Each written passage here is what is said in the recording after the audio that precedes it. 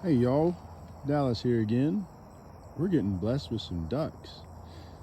I'm going to pick up where I just left off, James chapter 1, verse 19.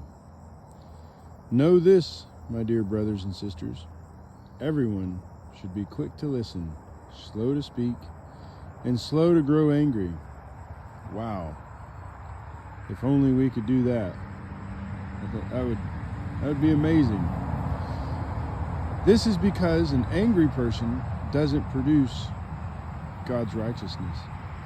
Therefore, with humility, set aside all moral filth and the growth of wickedness, and welcome the word planted deep inside you, the very word that is able to save you. Did y'all catch that? Growth of wickedness? What does that mean? You know, in construction, we have something called scope creep. And it's where the scope of the job, of the task that we are hired to do is clearly defined. And then through whatever circumstances, it starts to widen and expand and creep.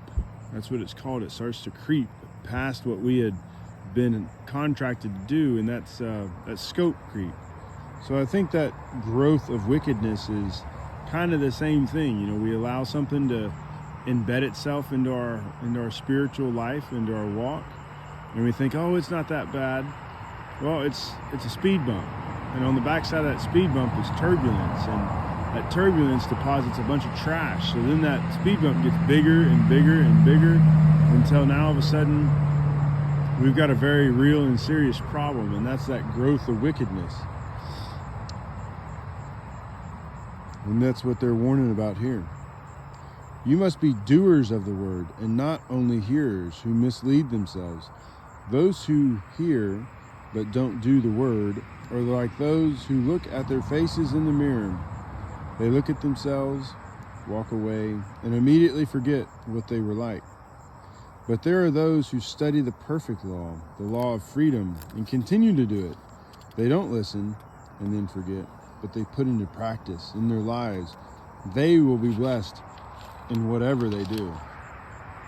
If those who claim devotion to God don't control what they say, they mislead themselves. Their devotion is worthless. True devotion, the kind that is pure and faultless before God the Father, is this: to care for orphans and widows in their difficulties, and to keep the world from contaminating us. Keeping the world from contaminating us. There are so many ways that I have found that the world contaminates me. And again, it's the growth of wickedness. It's a slow deviation from where you need to be going. It's 1 degree, and you might think 1 degree is a little bit, but whenever you spread it out over time, that 1 degree ends up adding up to a bunch of degrees that you're off mark. And that's what this is warning about. To keep the world from contaminating us. That is a wonderful place to leave it for today. Next time we get together, folks, we'll be on chapter 2. Y'all have you a great one.